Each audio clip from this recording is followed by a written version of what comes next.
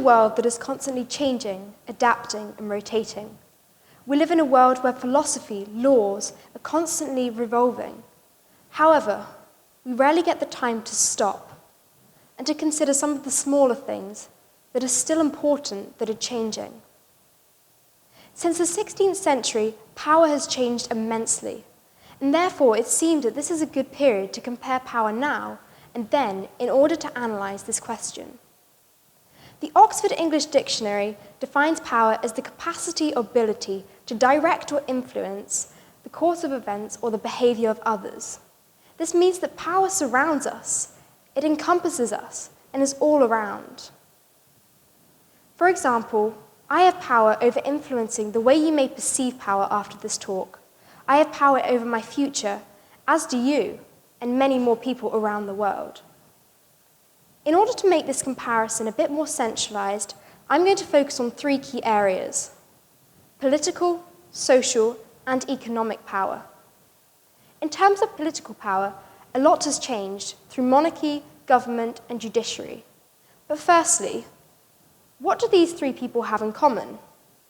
Theresa May, Clemens VII, and Henry VIII all had or have had the ability to influence or direct people. They've all had power. However, when I ask you a slightly different, but nonetheless similar question, what do these people not have in common? Weirdly enough, the answer is the same: power. Theresa May has significantly less political power in directly influencing England than Henry VIII did in influencing England's politics. And it's the same with the Queen today. In the 16th century, government and parliament had less power than today. Henry VIII was the supreme head of the church, created laws, and had supreme power over England. So much so that in 1539, the Reformation Parliament enacted the Proclamation by the Crown Act. This gave Henry VIII power to legislate by decree, and therefore he gained more power over Parliament. However, nowadays, we scrutinise and question Theresa May's use of this same clause that was accepted in the 16th century.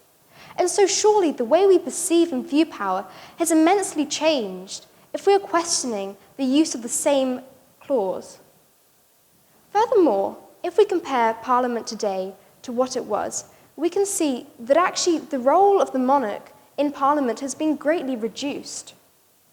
Henry VIII had a lot more power than our Queen today, and so much so that England now enjoys a constitutional monarchy, whereby the Queen has considerably less judicial, legislative, and executive powers than before. Her powers have been reduced down to non-partisan functions, and so we must question the fact, what is the role of the Queen now? Is she just a tradition, a visual image of England, a memory of the past and present to live on in the future? Well, in this sense, the power of the monarchy has affected England greatly, as the role she plays in Parliament has changed significantly from that of Henry VIII. Another key example of how power has changed is the decline of imperialism.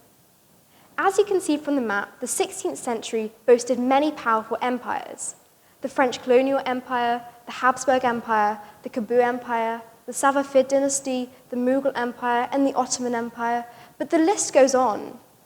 If we compare to the equivalent today, we have trading blocs.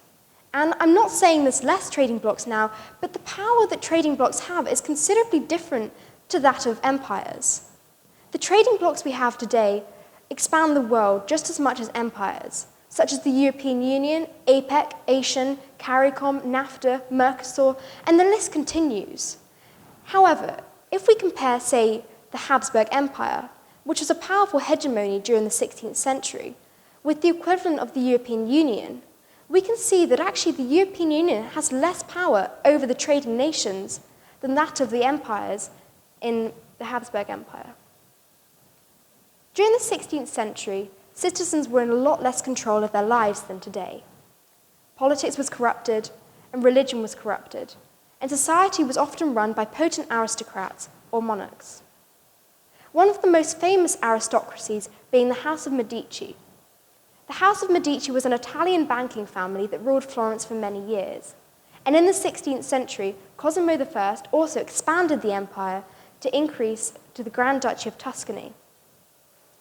The perspective of power in the 16th century can clearly be evidenced through Niccolo Machiavelli's The Prince, where he stated, "It is much more safe to be feared than to be loved." Evidently, this unequivocal quote shows that actually power was desired in the 16th century, whereas now it was required and needed in order for a world to rotate. Not only has the political structure of the monarch and parliament power changed, but also, from a more global perspective, the structure of nations. As you can see from the graph, between 1800 and 2011, the number of democracies has greatly increased. Although this does not explicitly represent the 16th century, it shows the actual trend in the democracies. And in my opinion, democracies mean we have more power, we have more vote, and we have more free speech in what we desire. And this means that surely we have more power over our nation and the course of events. We have the power to vote, of freedom of speech, and many more rights that allow us as democratic citizens to say what we want. These human rights are essential to our society, and the equivalent in the 16th century was almost irrelevant to daily life. Now, it is not just political power that has changed, but also social power. As aforementioned, the Medici family were profound in Italian politics. They were also extremely powerful and wealthy, and they were able to attain religious power as well, with 3 popes from the Medici family. Pope Clemens VII was around during the Reformation in the 16th century. Clemens VII, or otherwise known as Giulio de Giuliano de' Medici, was present during the Reformation, and therefore he shows that actually, as a family, they were, in theory, a monopolistic family controlling religion, politics, and culture. Evidently, religion was essential in people's lives in the 16th century, and thus the Pope had vast amounts of power. For example, in 1513, Giovanni Medici was able to persuade the Pope to return the power of the Medici in Florence. But it was not just the Medici that had power, both in politics and religion. On the 3rd of November, 1534, Henry VIII passed the Act of Supremacy by the Houses of Parliament, thereby transferring potestas jurisdictionis, or the right to exercise jurisdiction over the Church, to the Crown. This gave Henry VIII power to be head of the Supreme Church, and this ultimately reduced the power of the Pope. Evidently, the monarch and rulers had much more power over nations and different types of power in the 16th century.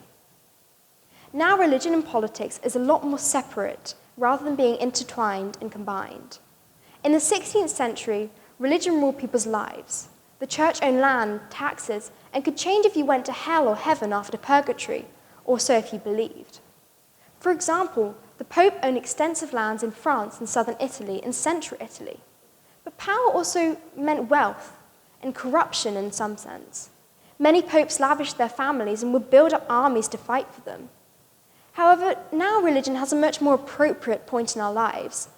And actually, religion has been separated up into much more different religions. For example, the Reformation of the 16th century allowed different people to have different views in separate religions. 16th century society was very different to today. Laws were nothing like they were today, and people were ruled by feudal lords. Human rights were a mere speck in society. People were often owned, and this meant that as humans, they had a lot less power in affecting and influencing their own lives. However, today, we have a lot more human rights, such as the European Convention on Human Rights, such as Article 8, which gives us the right to respect our own family lives, or other acts that give us the right to life and freedom of speech. So today, we have greater control of our own lives, and thus the course of events in our lives. Finally, from an economic point of view, economic power has changed through both society and politics. In the 16th century, a key difference in economic power was the way and attitude in monopolies. Monopolies were surrounded in the 16th century, most notably by Venice, as a monopolistic trading power. This pushed up prices due to their market dominance. However, nowadays, there are still monopolies, and many around the world.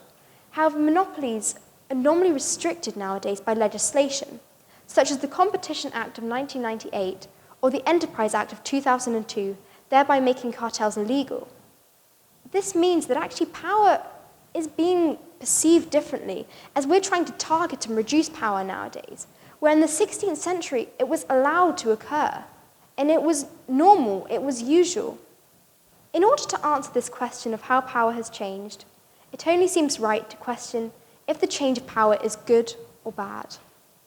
In my opinion, it is good. Less power means less corruption, less aristocrats, and more of a democratic society. As citizens, we can have more say in the course of our events and our nation.